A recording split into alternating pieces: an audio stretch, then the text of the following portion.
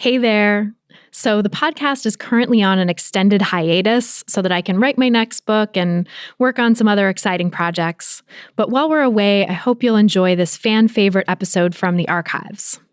If you want brand new content to help you make peace with food and heal from diet culture, come sign up for my free weekly newsletter at christyharrison.com/newsletter, where I answer a weekly listener question. And as always, if you join my Intuitive Eating Fundamentals course at christyharrison.com/course, you get access to our exclusive monthly Q&A podcast where I answer all your new questions. Just go to christyharrison.com/newsletter and christyharrison.com/course to sign up, or click the links in the episode description. Welcome to Food Psych, a podcast about intuitive eating, health at every size, body liberation, and taking down diet culture. I'm your host, Christy Harrison, and I'm an anti-diet registered dietitian, certified intuitive eating counselor, and author of the book Anti-Diet: Reclaim Your Time, Money, Well-Being, and Happiness Through Intuitive Eating, which is available wherever books are sold. Join me here every week as I interview interesting people from all different backgrounds about their paths toward peace with food in their bodies. And by the way, on this show, we bleep out diet culture stuff like weight and calorie numbers, but we don't censor swear words or other adult language, so listener discretion is advised. Anti-diet revolution, we're for health at every size. Eat the foods you like.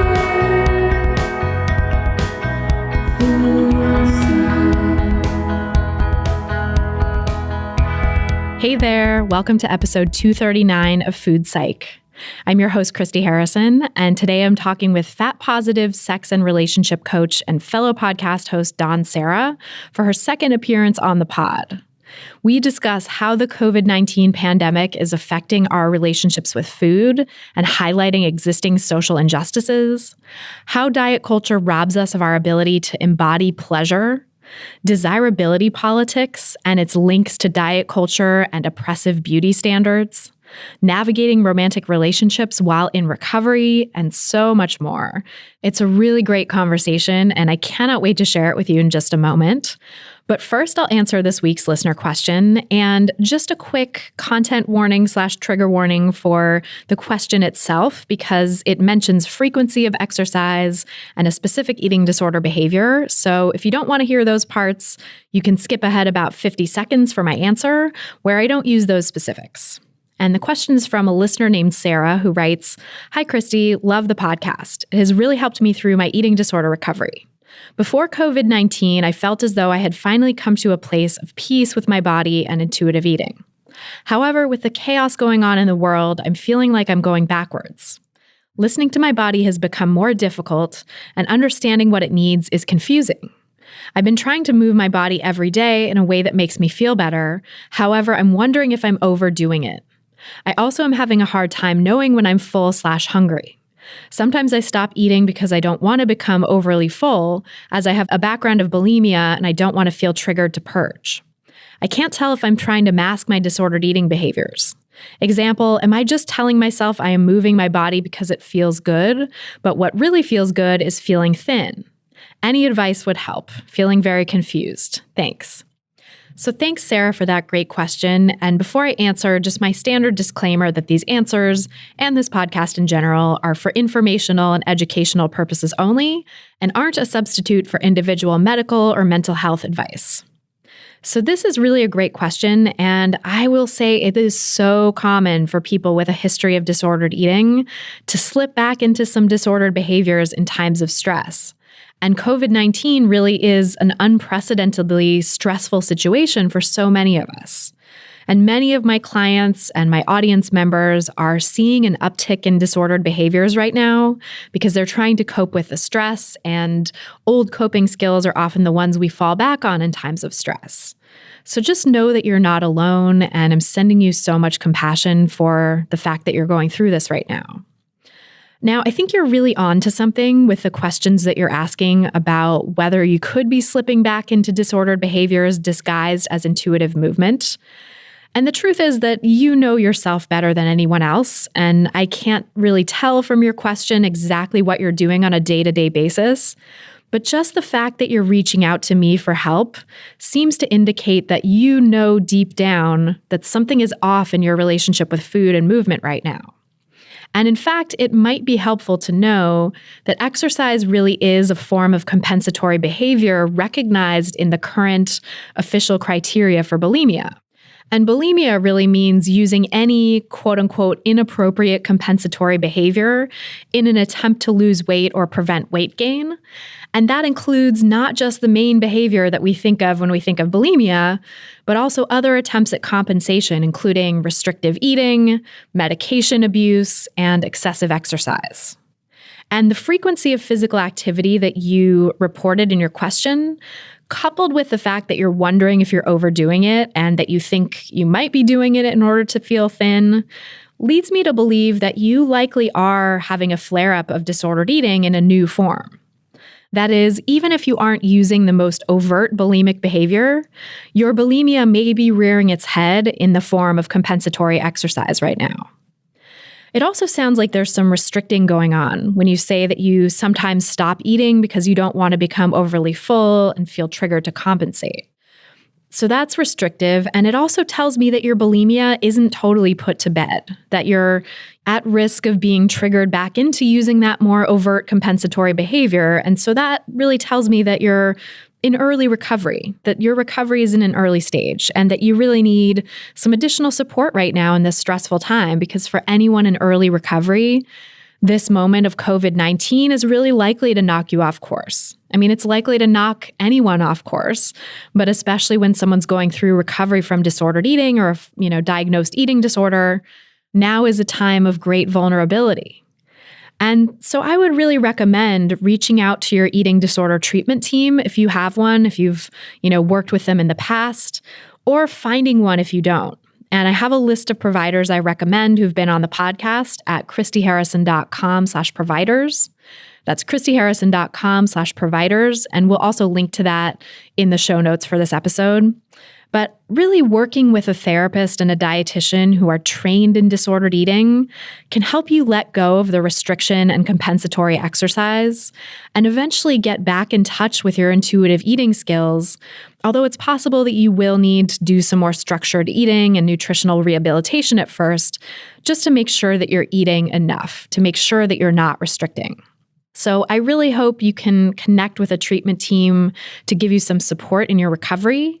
And I'm sending you so much compassion in this difficult time because I know it really is such a struggle for anyone in early recovery going through this. If you want to submit your own question for a chance to have it answered on an upcoming episode, go to christyharrison.com/questions. That's christyharrison.com/questions. And right now I'm prioritizing questions that have to do with the COVID-19 pandemic, since we're still in the midst of it as I'm recording this episode. Everything's still pretty much shut down. So I will be prioritizing those questions for a while until the pandemic seems to be subsiding. And after that, I'll hopefully be able to go back and answer some non-COVID related questions. So you can submit whatever questions you want right now, and hopefully I'll be able to get to your question down the line. And then, of course, if you want to ask me any question you want and have me definitely answer it every month, you can come join my online course, Intuitive Eating Fundamentals. The course has a monthly Q&A podcast just for course participants, where you get to ask your own question and listen to literally hundreds of answers I've given to other people already, so that you can really work through the nuances of intuitive eating and put it into practice in your own life. The course also has 13 modules of audio and written content that teach you the principles of intuitive eating and troubleshoot a lot of ways that people tend to turn the principles into diets along the way. And there's a private community forum just for course participants so that you can get daily guidance from me and my team, as well as hundreds of other amazing people who are on this anti-diet path with you in the course. If you're ready to break free from diet culture and reclaim the life it stole from you, learn more and sign up for the course at christyharrison.com/course. That's christyharrison.com/course. This episode of Food Psych is brought to you by BetterHelp Online Counseling.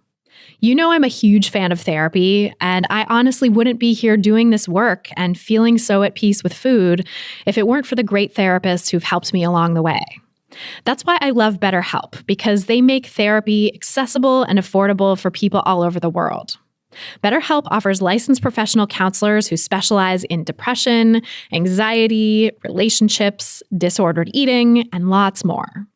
I'm personally dealing with an uptick in anxiety right now because of COVID-19, as I know so many of us are these days. So I've got an appointment scheduled for later this week with a BetterHelp therapist, and I'm meeting her over video, but we could also do a phone chat and text sessions as well. When you sign up, they assess your needs and match you with a therapist in your area. They're able to make a successful match right off the bat most of the time, but if you start the process and you find your counselor isn't a good fit for you, BetterHelp makes it easy and free to change to a new one so that you can find that great therapeutic connection and get matched, for example, with a Health at Every Size therapist, which I know there are many on the platform. Food Psych listeners can get a free 7-day trial when you go to betterhelp.com/Christy. That's betterhelp, HELP.com/CHRISTY for a 7-day free trial to find a great therapist now. This episode is also brought to you by ThredUp. Being stuck at home is a good opportunity to take inventory on your closet. And if you're like me, you're realizing that you are sorely lacking in loungewear now that you're wearing it all day, every day. For all of those styles and pieces that you realize you're missing, turn to ThredUp. ThredUp is the world's largest online thrift store with up to 90% off estimated retail. I love ThredUp and often recommend it to my clients because you can use their closet clean-out kit to get rid of clothes that are sitting in your closet triggering you and trade them in for new pieces that are comfortable and stylish and fit the body you have now. Get the styles you love at a fraction of the price. You'll look and feel good with ThredUp. And for Food Psych listeners, here's an exclusive offer just for you. You can get an extra 30% off your first order at thredup.com/foodpsych. That's THREDUP.com/FOODPSYCH for 30% off your first order. thredup.com/foodpsych for an extra 30% off today. Terms apply. And now, without any further ado, let's go to my conversation with Dawn Serra. So Dawn, welcome back to the show. So excited to talk with you again. I am ridiculously excited to talk to you again. I love talking with you every time we get a chance to connect, and I'm happy to be back on the show. I love talking with you always, too. And we had such a great, epic conversation for your podcast recently, and you've been doing some amazing things on your podcast recently. So I wanted to have you back here to really get into it. But before we do that, you were on the show for the first time telling your story a little over 2 years ago now as we're recording this. It was January of 2018, episode 141. So people should definitely listen to that if they haven't had a chance. But for, those who did listen to that, or for everyone, really catch us up on what you've been up to since then. What's been going on in your life since we last spoke for the show? Well, aside from a global pandemic, so many things. I finished my certification as a body trust provider through Be Nourished.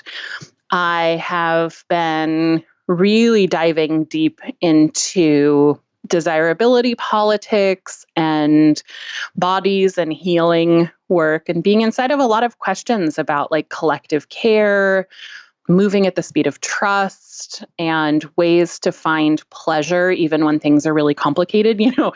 I spent most of last year kind of exploring the nuance of pleasure in a trauma body. And so much of that work is really fitting in with finding pleasure when we are in this kind of global anxiety.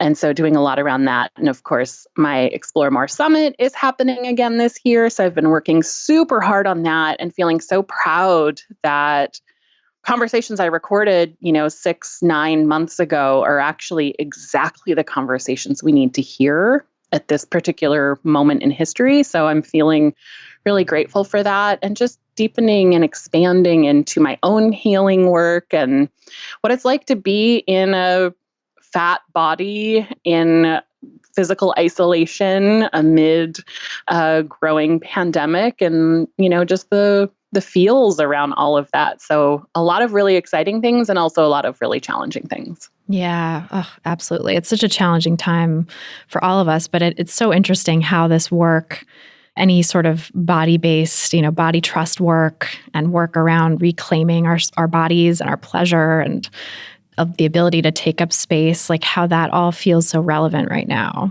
with what's going on. It really does. And I think it's really interesting to be stretching into so much nuance. It's like a lot of the things that I find I talk about, I know that things that you talk about can be really heady, really asking big questions about structures and culture and the stories we inherit and the trauma and the violence our bodies experience. We can be inside these questions, but to actually live into the questions, to really live into practices of agency and pleasure and choice and really feeling into what it's like to be present inside of tough, scary moments has brought a whole new level to the work that I'm really excited to be connected to so many people that are asking such important and powerful questions at this particular moment in time. And it also, I think, makes me feel a little bit more resilience that I had already been practicing some of these things. And now I'm in a place where the only choice is to practice. So true. Let's talk about that first, that lived experience part first, because I think you're right. We do so much work that is so heady. And as I was telling you off mic, when we got on the phone, on the call, I've been just in my head all day working on a piece about why higher weight is not the risk factor it's made out to be for COVID-19 and like just slogging through journal articles and data sets and all of this stuff. So I would love to like get into my body a little bit with a conversation about the physical experience, the lived experience that you're having in this day and age. It's so interesting how one of the first things that I noticed over the past couple of weeks that was really drawing my attention was, especially being here in Vancouver, we go many months without very much sunshine. And I was having this profound experience of when the sun would peek out, all of a sudden feeling this like flood of gratitude and joy in my body. And this need to go stand outside on my balcony and to actually feel the sun on my skin. And it was this body-based hunger and joy. And being able to really feel that, years ago, me would have been so cut off that I would have kind of just noted like, oh, the sun's out, it's pretty, it's bright. But I don't know that I would have been able to hear that longing in my body and to have acted on it and trusted it just so implicitly, oh God, I really want the sun on my skin. Let me go outside and just really trust that. And I think too, so much of kind of returning to the body is in those really subtle moments. Can I smell that fresh basil and really be with that smell? I just recently got a live basil plant so that we can, have some fresh herbs growing instead of having to go buy more. And to really just be with some of those moments of the temperature of the water on my skin, the smell of, flowers that are drifting up, hearing the birds. All of these things are these points of arrival. And I know everybody listening is probably very similar to me and to you in so many ways, which is we spend so much time in our heads thinking and wondering and being anxious and playing old scripts over. And all of those moments are opportunities for us to be ignoring our body. And I've been really feeling just the joy and the preciousness and the tenderness of these really micro moments. And I think because everything's just so heightened right now, that really being able to taste a bite of food or to smell something or to love a song that comes on and to allow myself to just be with the love of that song, it's helping me to just keep returning to my body over and over again. And that feels really important, especially now. It does feel so important. I share that with you, that feeling of like holding on to those little moments so much tighter now, like the feeling of the sun on my skin. Or my husband and I started this goofy practice of putting on a song every night and just dancing together around our living room to it, whatever song we feel like, just whatever's kind of inspiring us in the moment. And sometimes it's slow, sometimes it's fast, sometimes it's, goofy, sometimes it's heartfelt. But it's been really such a lovely practice that always makes me laugh and smile. And I'm really happy we stumbled into that.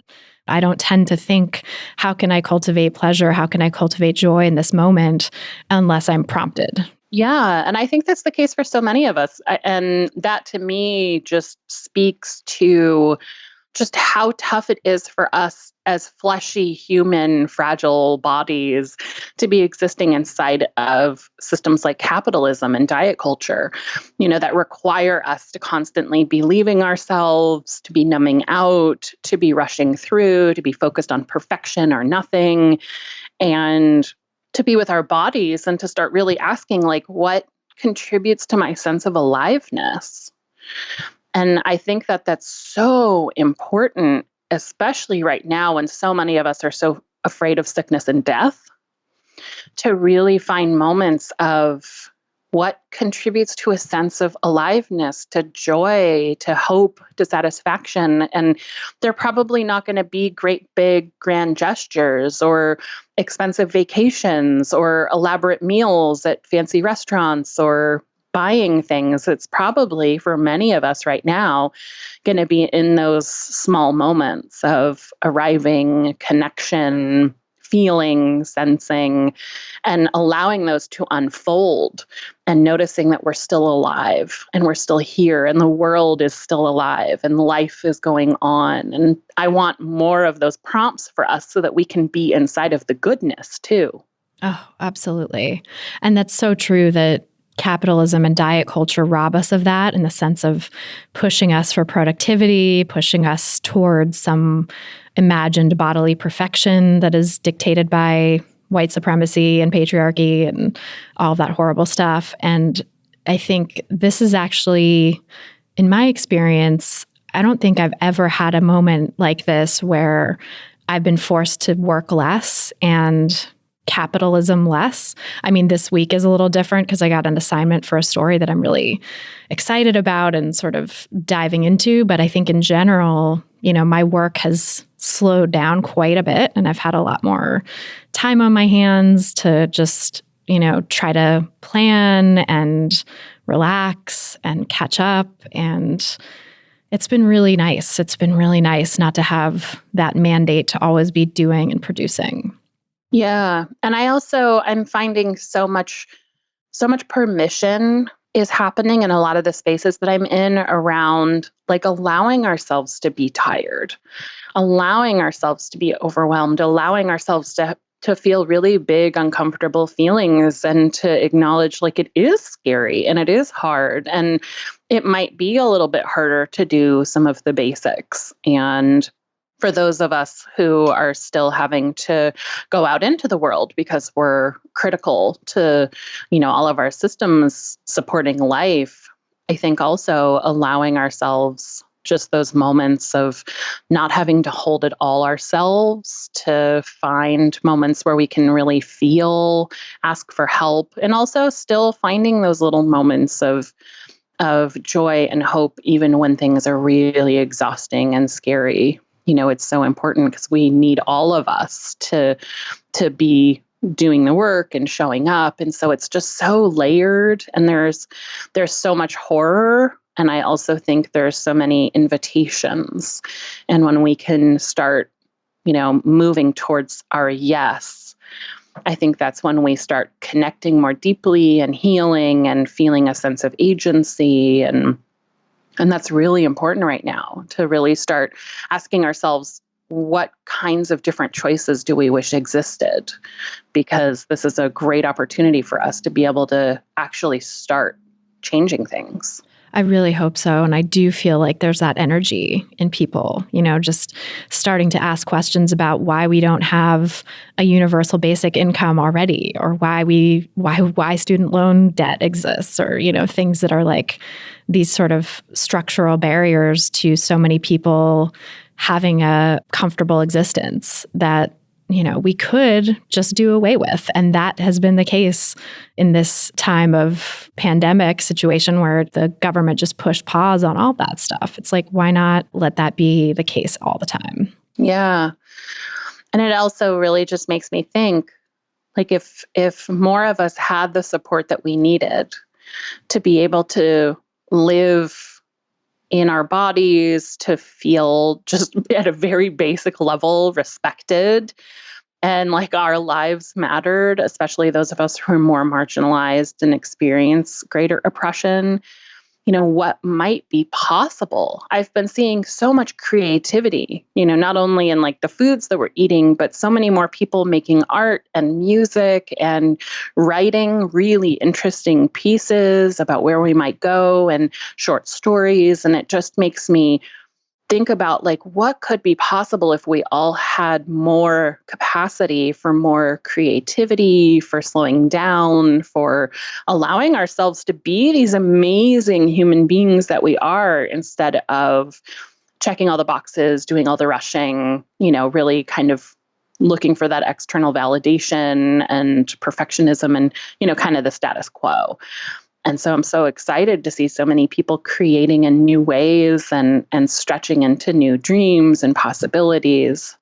I hope it does yield some new conversations on the other side. I really hope so too.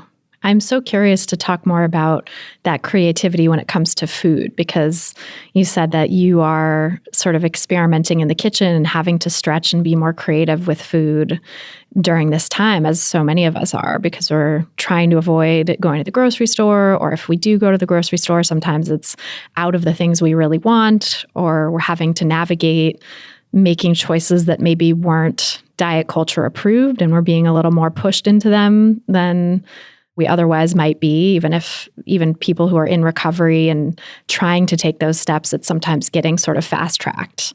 So I'm curious to hear what your experience has been like of that, both of the creativity required of you in the kitchen right now and with food, and also the flexibility and the resilience, and what this moment might be showing you about where you are in your relationship with food at this time. It has been really interesting for me. Early on, we made the decision that we were really going to take this physical isolation extraordinarily seriously. And that's for a number of reasons, but one of them being that as someone in a super fat body, if we were to experience here in Vancouver a sudden uptick and we were to run out of supplies, we know that super fat bodies, older bodies, and disabled bodies are the first ones that are going to be chosen to not be saved. And we don't want to end up in that situation. So we're really doing what we can to only leave the house when absolutely necessary. We have only been going grocery shopping about every 3 to 4 weeks. And that has meant having to really reckon with some of my orthorexia demons and a whole bunch of stories I have about restriction and finding pleasure in food. And I've been pleasantly surprised at what I've been finding, but I'm also still just trying to tread very deliberately and lightly. It's so easy for some old stories to come back. And the other day, both of us were really craving a dessert, but we didn't have any milk. We didn't have any eggs. We were really low on a whole bunch of things. But what we did have was oats and chocolate chips and black beans. And back in my old clean eating days, I was a master at all kinds of vegan cooking. And so I kind of reached back into that part of myself and thought, well, I can make some really delicious brownies using very few ingredients, using what I've got that come from kind of my vegan food blocking days. And I kind of felt some of the little whispers kind of like, oh, just give us a little more attention. We can help you. We could do so many things differently. And really being able to just say, no, this is about pleasure. We want something that feels like a treat. And this is what I've got on hand to make something that's moderately tasty and feels like a treat. And I ended up making these vegan black bean brownies, and they were delicious and wonderful. Now, they weren't as great as if I had had all of my regular ingredients to make a really nice ooey gooey brownie, but it was what I had on hand. And so a lot of what we've been doing is kind of really taking a look at, well, if we can't go out and get fresh produce right now because we have plenty of other things, what can we do? So I sprouted some green lentils, and we had all these really crunchy, kind of grassy tasting little fresh things that we sprinkled on top of some of our food for a couple of days. And we've been growing some of our scallion bottoms, and they are exploding. And so it's been kind of fun to get to play in that way and to really find ways to stretch. But it's also been really important to me that I keep coming back to the bigger picture.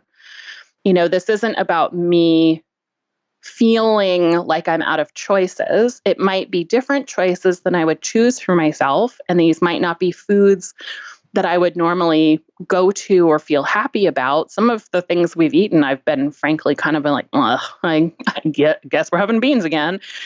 But it's also been within the bigger context of this is how we care for ourselves right now. And it has felt surprisingly pretty spacious. I've had certain days where I just kind of needed to pout and feel a little frustrated and do a little bit of kind of like that 2-year-old thing, but I want to have different snacks. And I'm allowing myself to do that. It's also felt really good that I've been able to say, okay, we're making these choices for these reasons. And if that's kind of the bigger picture that we want to hold for ourselves, is going outside as little as possible and being as responsible as we can be to reduce risk, then inside of that container, how can I feel satisfied? Where can I find some pleasure? What feels easy to do or playful to do? Some of the things are coming out great, some of them aren't, but just kind of coming back to that place of, this is the container that I can work inside of. So then what becomes possible? And how does that feel different to you from the past orthorexic days of the container was quote unquote health, but it wasn't this sort of immediate real public health crisis. It was more of a nebulous quote unquote health, maybe.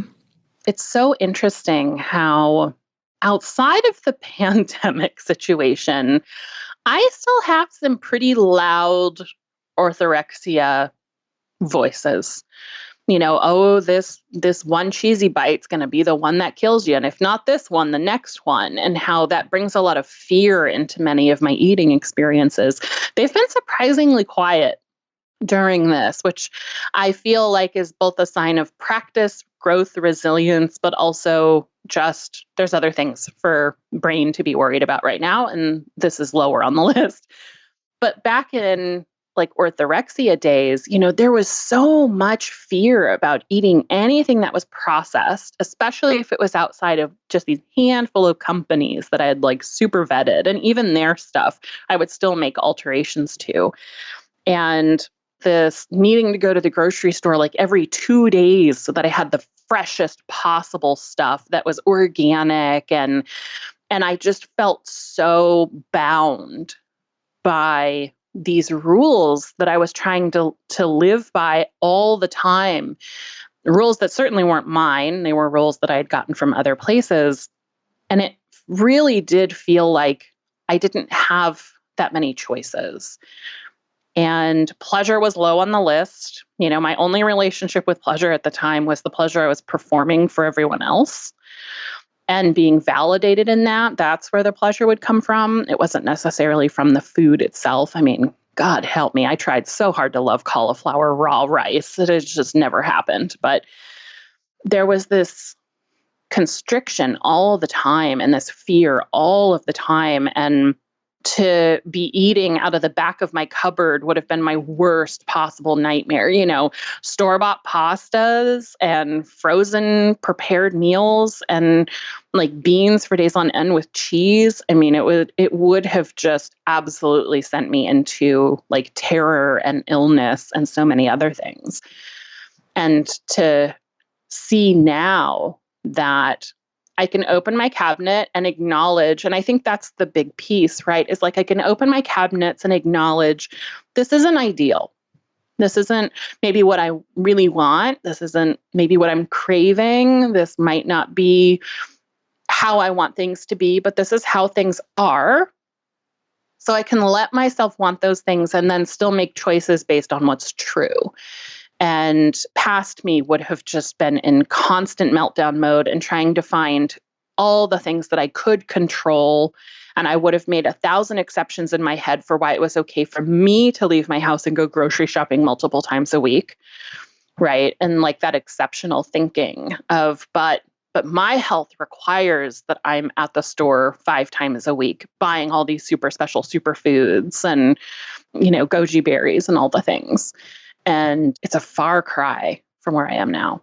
Yeah, how amazing that you were able to get to the place where you don't have to do that anymore, and where maybe you're still feeling your edges and sort of having to experience this, be resilient to those voices and talk back to those voices that are coming up, but they're not ruling you anymore. They're not driving you. And God, to be able to go 3-4 weeks without going to the grocery store from twice a week or every couple days rather before is amazing. It's incredible.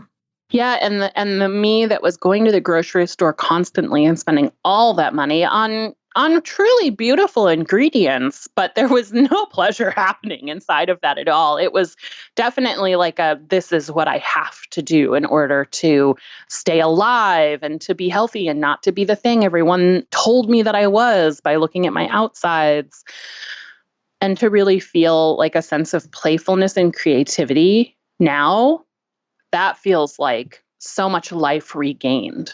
And also to be thinking of your health and your well-being from a sense of, you realize that you're in this body that society has feelings about, that you don't actually have those feelings about anymore, that you're not trying to shrink or trying to mold to fit, but that you're trying to take precautions against how, the ways that weight stigma can play out in the healthcare setting.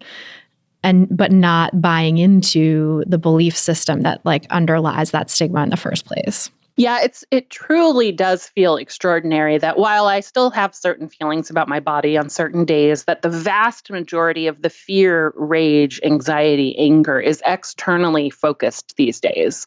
I'm angry at the systems that don't believe my body is worthy of saving. I'm angry at the people who design spaces that make it uncomfortable for me to physically be there.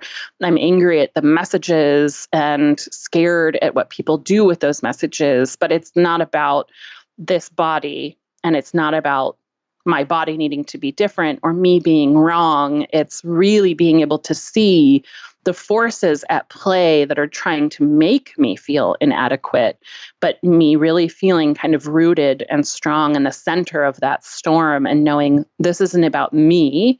And so if it's not about me, then what is it about? And that gives me so much more space and forgiveness towards self. Yeah, that systemic analysis is everything, right? Looking at it as this is part of a system. This is not some fault of yours. It makes all the difference. And this is a good segue, I think, into the other major topic I wanted to cover that we talked about a little bit earlier, which was desirability politics. And this idea that our desires, our attractions are conditioned by a system, are constructed from within this system of beliefs that governs everything, that governs how we relate to our bodies and how we relate to each other. And so I'm really curious to dig into that a little bit in terms of what you've been learning and discovering around, how our attractions are conditioned and how we might work with that and play with that. There is so much here, and I love being in this space. And I just want to name right up front that anytime I talk about this on my show, people have feelings, and some of those feelings are really uncomfortable. And so if that happens to you today, that's okay. Just sit with it and let it be uncomfortable. It doesn't need to be something you have to rush to defend or fix. It's just uncomfortable for us all for a lot of reasons. So I started really thinking about this when I noticed that I kept getting emails And there is a gendered element to this that I'll speak to, although I don't want to paint with too broad of strokes. But, I've been doing my podcast now for 6+ years and gotten thousands and thousands of questions from people. And I started noticing that often women and feminized folks would write in with questions saying, my body's changed and my partner just doesn't find me attractive anymore. And what do I do about that? I feel so sad, or I don't want to go back to diet culture. I'm finally feeling comfortable in my body. And then I would get a second set of emails, almost always from cis straight men, that would kind of be the opposite of, I just can't help who I'm attracted to. I'm not attracted to my partner anymore. Her body changed, or there's just something that I've always been super attracted to, and you can't tell me I'm wrong about that. And kind of this like constriction and conviction. And I started just really kind of answering those questions and thinking about them, and then tying it to so many other movements, to disability justice, to fat liberation, to anti-Blackness and white supremacy. And I started seeing that so often what we think is a preference is actually a response to the world around us. And that often when we think we prefer a certain kind of body, what we're really preferring is the access or the privilege that comes with being around someone in a certain kind of body. And sometimes, too, our preferences come from a lot of other things, like the people that we were around when we were kids that felt the most normal or that felt the most loving and popular. And that would, of course, then create stories inside of us. But I think what I'm finding is, as I deepen into this work, that so much of what we believe to be preferences that are just kind of coded in us are actually the result of us being deeply social human beings that are exposed over and over and over again from the youngest of ages to very specific messages about who's worthy, who's not, who's desirable, who's not, who gets to take up space and gets believed and who doesn't, who turns heads and who doesn't. And that, of course, becomes a part of our experience of moving through the world. And of course, it feels personal. It feels like, well, this is just what I prefer. But the reality is that we are existing inside of very dynamic systems that constantly bombard us with messages that everyone around us is also soaking up, and that has an impact on us. I so identify with that, and I feel like that was also, realizing that and starting to learn that and dig into that was very uncomfortable for me at first as well. And, when I first started my podcast 7 years ago, I was still in my recovery. I was still in the process of healing the last bits of my relationship with food, and certainly healing my relationship with my body, and also my body in relation to other people. I had been through some trauma and was dating and had, the trauma was related to dating and sex. And so there was definitely a lot of fear and anxiety there. And I think that looking back on that time now through this lens of understanding desirability politics a little bit, I can realize that I was expressing back then a lot of preferences for particular body types in the men that I dated. And I think that was so wrapped up with how I wanted to see myself in relation to them, feeling small, feeling okay in that smallness.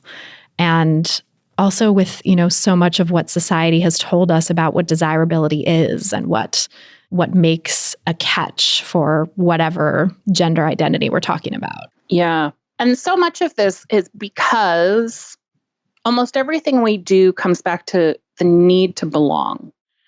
Right? We're a social species, and we know deep in our lizard brain that to be rejected and left is to die alone in the woods. Like our most primitive parts know that if we are abandoned, we will die.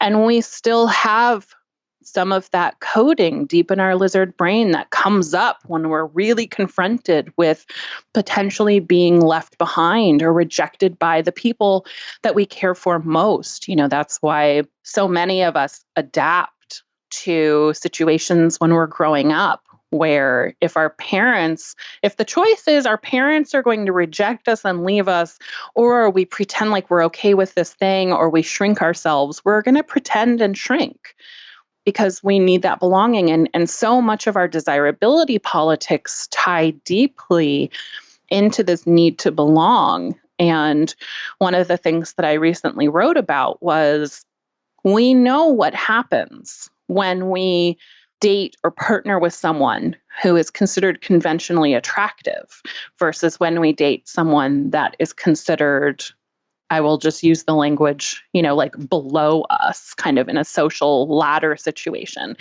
If we date someone who is conventionally very attractive, our friends are going to say, oh, wow, how'd you land her? And oh, she's smoking hot and good for you, lucky you. And we get this sense of being valuable, admired. Other people are envious of us. Whereas if we date someone who is in a body that is fat and disabled and trans and poor, we're probably going to experience a silence depending on the social circles we move in. The more privileged you are, the more this really impacts you. And so if you're a straight, thin, cis, white, middle-class man, and you start dating somebody who's in a multiply marginalized body, there's a good chance that a lot of people in your life are going to either stop talking to you or are going to whisper behind your back, that when you're out in public, you're going to get whispered about and looked at and experience the microaggressions with the person you're with. And there's pain that comes with that.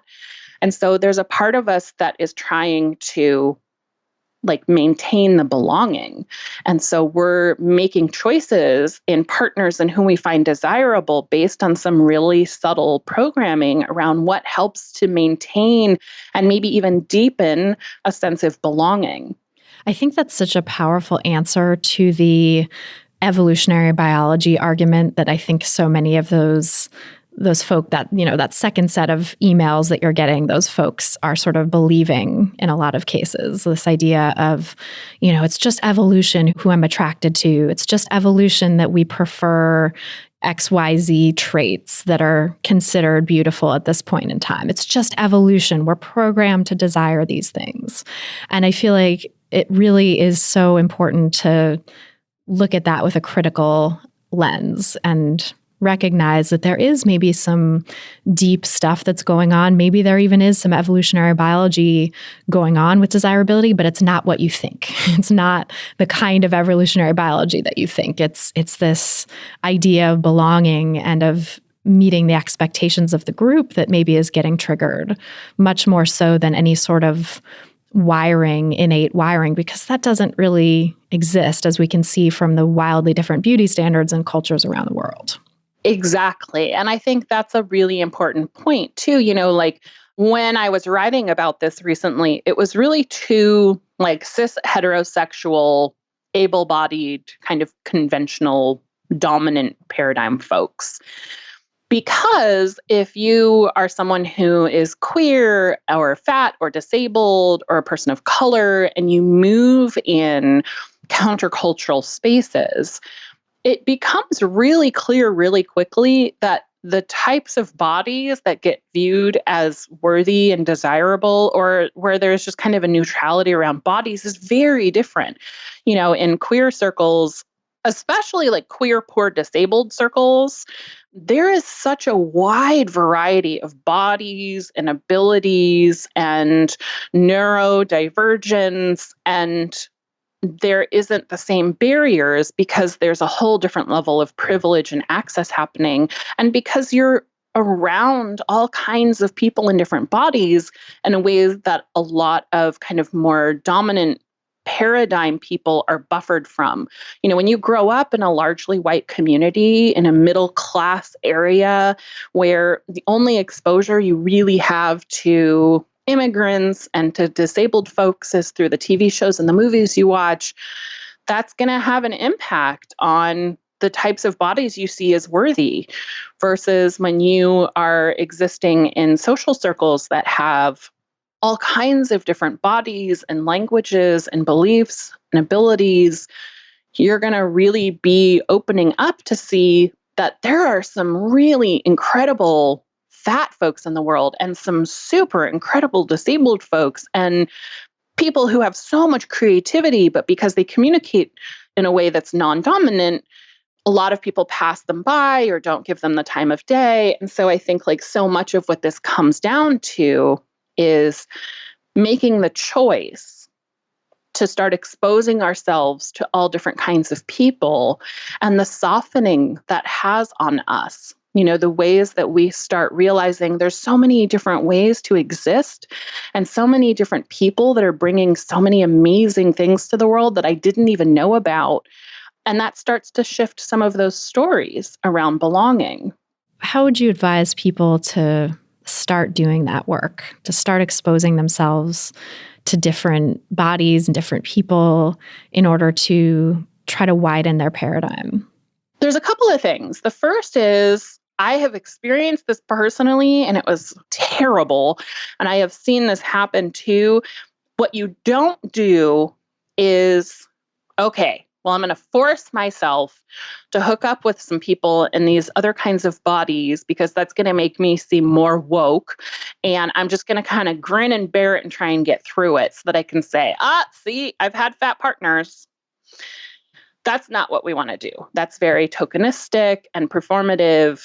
So what it might mean is starting from a place of, wow, I realize that all the bodies and people that I find attractive really fit the dominant paradigm. How do I feel about that? And if there's some discomfort of, wow, there's a lot of people that I'm really leaving out and I'd like things to be different, then you can start actually cultivating an experience of exposing yourself to all different kinds of people. And hopefully lots of people listening are already doing that, you know, on your quest to break up with diet culture. Hopefully one of the first things a lot of people do is to start filling their social media feeds with all kinds of diverse bodies to see the joy and the creativity and the aliveness that can come with being in an infinite fat body, a super fat body, a disabled fat body, a small fat body, of all different shapes and sizes. And so it's kind of a similar thing of it is going to take time to really start changing the ways that we view bodies. So we can start doing that by changing the input that we're taking in, right? So maybe it's canceling some of your mainstream magazine subscriptions and watching less mainstream TV and turning towards queer artists and disabled artists and horror artists and creators and really letting that take up some space for a while. And over time, things start to shift. But I think you have to give yourself permission to do that and to know that this is going to take time. It's not something you do once or something you do for a couple of months. This is years of coding. And I think the other thing that's really important is this also kind of bumps us up against a lot of the stories that patriarchy and toxic masculinity give us around valuing youth and valuing an experience. And so starting to really ask some questions about some of the things that I value seem to actually lead towards rather violent ends. You know, what does it mean if I'm chasing youth all of the time? Why is youth so valuable? Well, it's because often younger people are much easier to control and manipulate. I don't know if that aligns with my values. And that might be really tough to let go of, but just to be in the questions and to let it be uncomfortable is important. And then I think also really thinking about the fact that our bodies are all changing all of the time. And the body that we're in now is going to be different in 5, 10, 20 years. And when I really think about the kinds of people that I want in my life, regardless of what their bodies look like, regardless of how conventionally attractive they are or they aren't, really starting to kind of do a values check on what kinds of relationships am I cultivating? Am I cultivating relationships with people that would love me and celebrate me and cheer for me if I put on a significant amount of weight, if I became disabled and was in a chair, if I'm already in a chair, if I became more disabled and was on a permanent ventilator? Am I cultivating relationships with people where as my body ages, they're going to see that as this beautiful gift of wisening into my years? Are we able to share real, big, challenging questions with each other and to play and to laugh? Or is it always about what we are or aren't eating, about our bodies? And if my body were to change or someone else's body were to change, would they no longer be part of our circle? So really kind of taking a look at multiple aspects of our lives and the relationships we're having starts to reveal a lot of places where we can grow and just be in the questions for a while. I'm curious, if there's any sort of nuance to that idea for people who are dating and maybe having casual sex versus for people who are in monogamous relationships or maybe non-monogamous relationships but have a committed partner. So I think the first thing that I'll say is for people that are outside of physical isolation times, having casual sex and doing lots of hookups, I think it's really important for more of us to note, who am I willing to sleep with and who am I willing to actually be seen with? If there's a difference in those answers, my hope is that you would want to reckon with that. My hope is, as someone who's fat and has experienced this, if you're the kind of person who loves having sex with people that are in larger bodies, but when it comes time to actually go out on dates or to be seen in front of friends, if you aren't willing to be seen with people in larger bodies, that right there is an opportunity for some serious reckoning, because that's causing harm. Trust me, the people that you're sleeping with and don't want to be seen with, no. And it feels really uncomfortable and crappy to be on the receiving end of that. If you're in a monogamous, committed relationship, I think one of the things that all of us need to reckon with, regardless of our relationship status, but especially if we're in like a monogamous partnered relationship, is, am I in this relationship because this person increases my access to resources, to the kinds of people I want to be around, which is a using kind of relationship, right? Mackenzie Mack might call that a situationship rather than a relationship. Or am I really with this person because they make me laugh? They support me when I have bad days. We're dreaming ourselves into new ways of being. We're supporting each other around those dreams. We play, we share values. If those things are true, then my guess is it's going to be much less distressful if somebody's body changes, because that's so much of the common theme that I see in the emails that I get, specifically from women, which is, if his body changed, I wouldn't care one bit, because what I love about him is the ways that he makes me laugh and how great he is with our kids and the things that he wants to accomplish with his life. And the sad fact that these women are starting to bump up against is that that's not reciprocated. That on the other end, what their partner is getting out of the relationship is those things, but it's overshadowed by how you look and thus how we look when we're moving through the world. And so I think really doing a relationship audit, on our friendships, on our intimate relationships, on the people we associate with, what kinds of relationships am I cultivating and what kind of person do I show up to be in those spaces, can really start to reveal places where maybe we're not as nourished as we thought we were. And then we can make different choices, but we have to start with being able to be inside the question. And it's hard. It's uncomfortable, right? Especially for people who are in relationships for a while and want them to go the distance. I think it can be really hard to reckon with that sad reality that does exist for certain relationships. And also, I think for people who are doing this anti-diet work and working on healing their relationships with food and their bodies, it's so essential to do that kind of relationship audit and make sure that if you want to be with a partner, if you want to be in a long-term partnership of some kind, to be with someone who is going to be willing to go through those ups and downs with you, to allow your body to get bigger, to allow your body to change in whatever ways it changes throughout life and also throughout your, anti-diet journey, for lack of a better word, right? Like your body is probably going to change with healing from disordered eating. And so are you with someone who can support you in that? Yes. And I do want to name that we're all going to have different levels of being able to be inside of that uncertainty, right? Some of us are going to be in places where we just absolutely cannot wait for someone to catch up with us. We've spent too much of our time waiting, and I just can't do that. And other people are going to say, well, if it takes them a couple of years or a couple of months to really start opening up to this idea of anti-diet, then I can tolerate the discomfort of that and some of the emotional labor that'll come with it.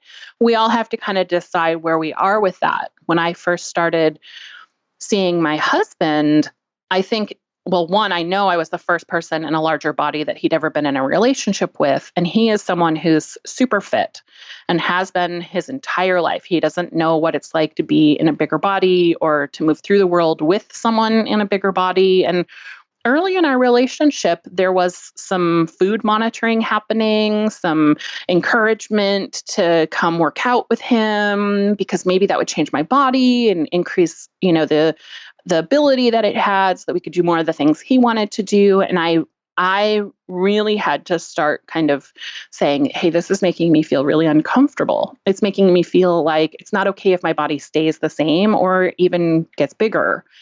And I want us to be able to have a relationship where I feel safe to be in my body the way that it is and without feeling like I'm being policed. And he really reckoned with that and changed and went really deep into learning about body positivity and fat liberation, and things are very different. But there was a number of months particularly, but even a couple of years at the very beginning where there was some microaggressions happening. Now, to be fair, because I'm white and he isn't, there were microaggressions happening in the opposite direction.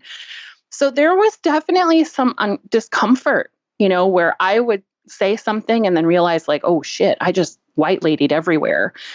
And I'm really sorry. I realized what I did. It's not okay. I'll do better.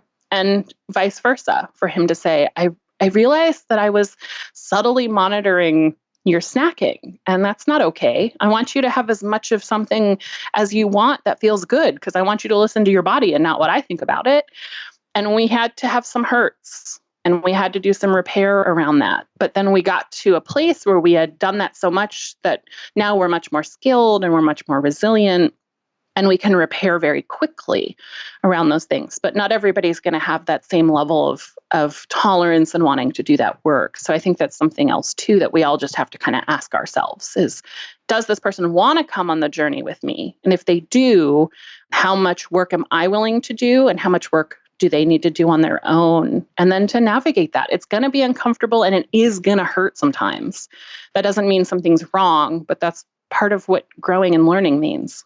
And I so appreciate that you shared that, because I feel like it's really important to name that these are systems of oppression that are conditioned into all of us. And so probably no one, it's going to be a very rare person anyway, that you could be in a relationship with who would just all of a sudden get it the same way that you do. Like if you've been listening to this podcast and doing this anti-diet work and consuming all of the anti-diet content that's out there, and your partner hasn't, or maybe they're really new to it because you introduced them to it, and they have all their own baggage and their own history with disordered eating and diet culture, and they're at a different place in their journey with breaking free from diet culture and maybe not quite as ready or haven't gotten to the place where it's really evident that it's hurting them in the same way that it has been for you, then yeah, I think it's always inevitable that there's going to be some disconnect in where people are at. And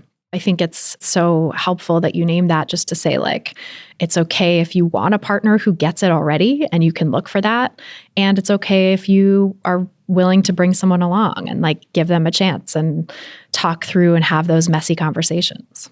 Yeah. And really deciding like, some of these subtler microaggressions, okay, we can work with those. Those are harder to name, but here's the things I'm not willing to compromise on. So I need you to not comment on these things. It's not okay for you to make comments about my body, and to be really clear. And this is how I keep myself feeling safe in this relationship. Yeah, setting those boundaries. Yes. And reinforcing boundaries too. I always say like that's half the battle with, or maybe most of the battle with boundaries is like reinforcing them even after you've set them. Because I think a lot of times people don't even know when they've committed a microaggression. You know, they might not right away, especially before they've had a chance to reflect and become self-aware about it. They might not understand that them talking about their diet is just as harmful to you as them talking to you about your diet. Or them talking about a mutual friend who is doing some sort of exercise plan is also a weight-related microaggression they need to stop. Yeah, a lot of these things we don't discover until we've stepped on the landmine. And ouch, okay, well, it already hurts because the oops happened. And now we get to make some choices about how do we repair? You know, is that something we could do again? What do we need to do to work around that? And I think that's a part of recovery. That's part of relationships. That's part of sex. You know, it's just part of being human, is that so often we spend so much time trying to avoid the things that we know are going to hurt. And in the process, create so much more suffering versus being able to just be inside of the practice and the uncertainty. And then, oops, well, that hurt. How can we do better? What do you need? How can I be there for you? Because it's probably going to happen again. And then we just get better at it so that we repair and move on much quickly down the road. How do you think someone who's new to this with a partner can broach the subject and start having those kinds of conversations when maybe they're not used to having them, or maybe their partner isn't even aware that they're going through this? You know, I think a lot of times when people are new to this anti-diet work, especially, there's been maybe years when they were following diet culture's rules and trying to abide by them and trying to be what diet culture wants them to be, and even have recruited their friends and family and loved ones into that process of policing their food and their exercise and applauding them when they lose weight and all of that stuff. And so transitioning out of that and saying, actually, the stuff that you did before that I was also fully on board with, I've realized it's actually harmful and I don't want to do that anymore. That's a tough conversation. So what do you think some ways are to sort of broach that with someone?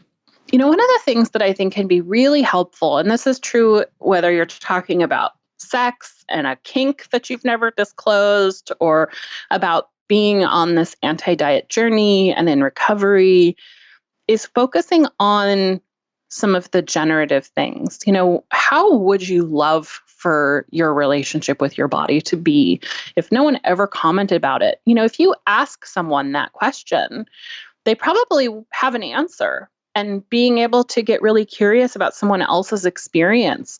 You know, what's your body story?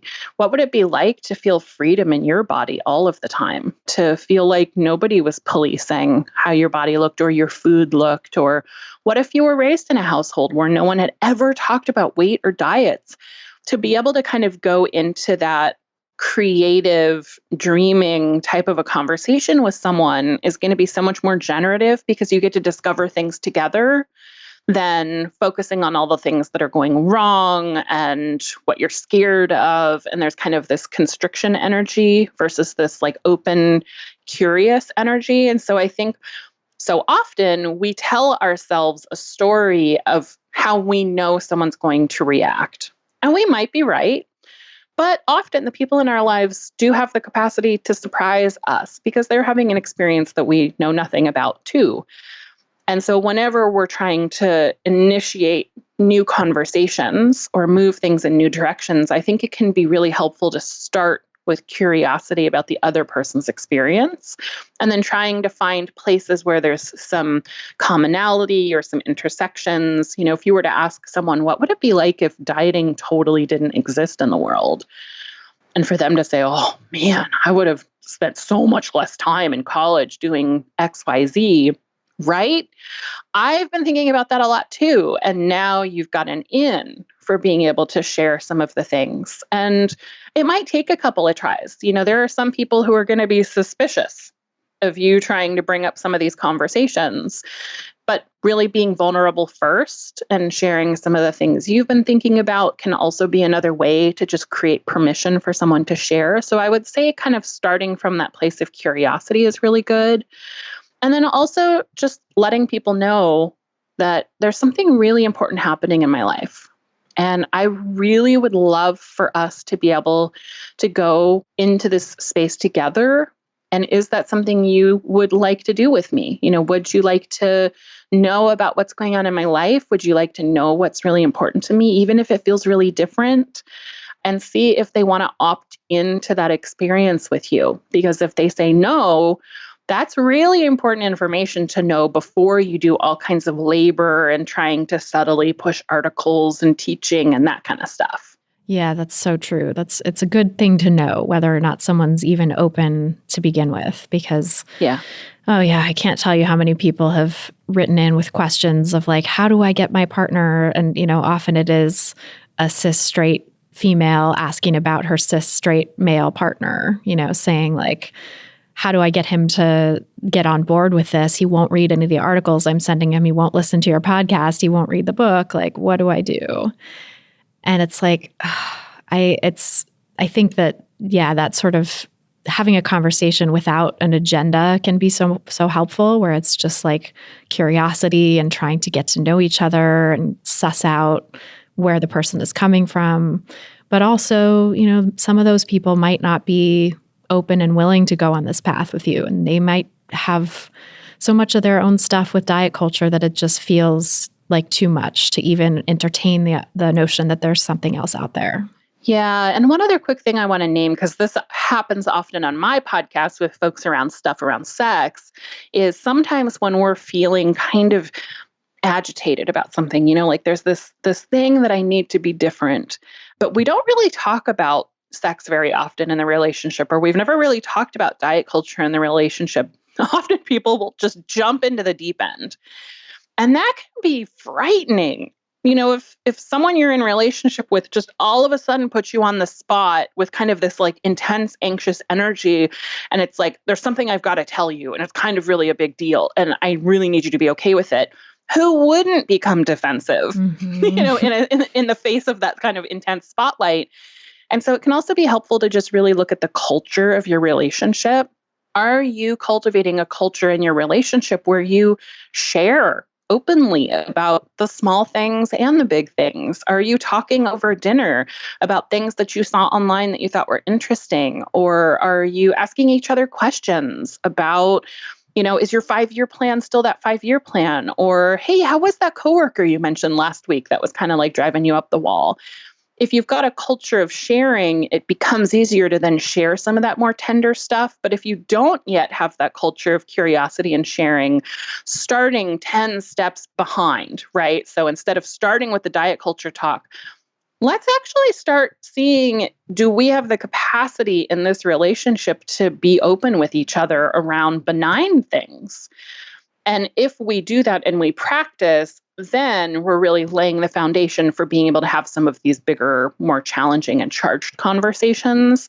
So that also might be something to do, is just to do a little bit of an audit about what kind of communication do you have?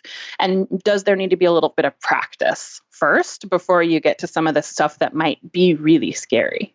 That is so helpful. And it's so true. I think sometimes we get so in our heads about this stuff, and it's like, I have to blurt it out. It feels, it's kind of like a restrict binge cycle in a way, where you've restricted your access or your ability to discuss a certain topic, and the restriction just becomes so much that it can't hold anymore. And then you just blurt it out. And then, everything starts to feel out of control, and it feels bad, and you feel shame, and you feel like you overdid it. Maybe it's, a lot of parallels to that binge feeling, but sort of recognizing that whole cycle is the problem, not the sharing or not the binging. It's not that's the problem at all. Like, you deserve to eat, and you deserve to get your needs met, and you deserve to share what you want to share, but it's creating a culture. Like you said, I love that idea of the culture within a relationship, and creating the culture within a relationship where you're open and you have that capacity to share about the big and the small things. Just like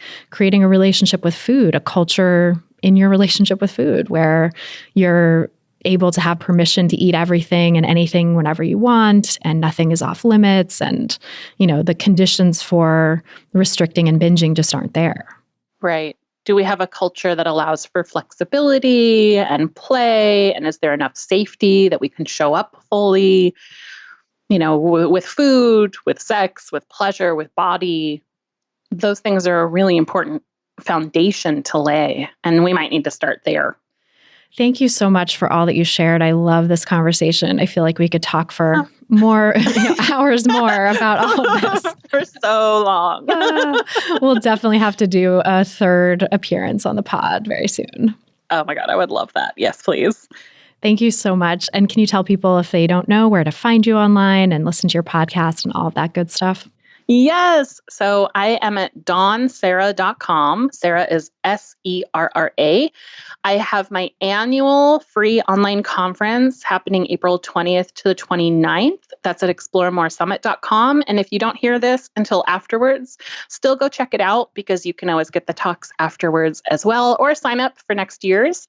My podcast is Sex Gets Real. You can find that anywhere you listen to podcasts, and also at dawnserra.com. And then I'm Dawn Serra on all the social medias. So come say hello. That's awesome. Thank you so much for everything. It's always a pleasure to talk with you. And be well, stay safe. Thank you. So that's our show. Thanks again so much to Dawn Serra for joining us on this episode. And thanks to you for listening.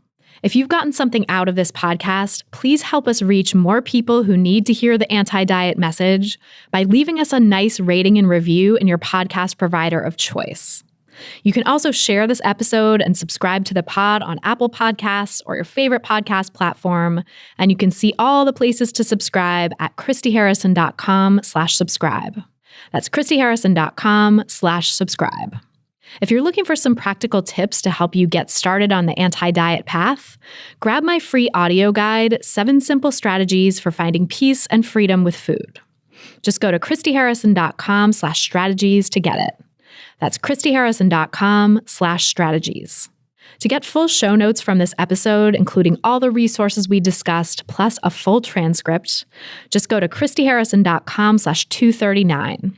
That's christyharrison.com/239. And to get the transcript, just scroll down to the bottom of the page and enter your email address. This episode was brought to you by ThredUp.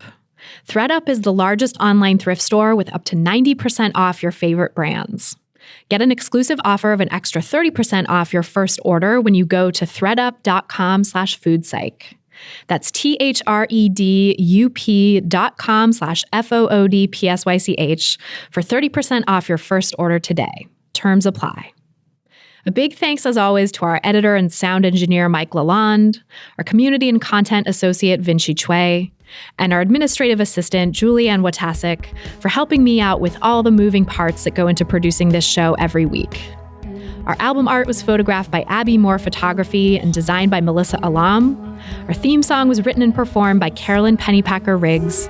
And I'm your host and producer, Christy Harrison. Thanks again for listening, and until next time, stay psyched.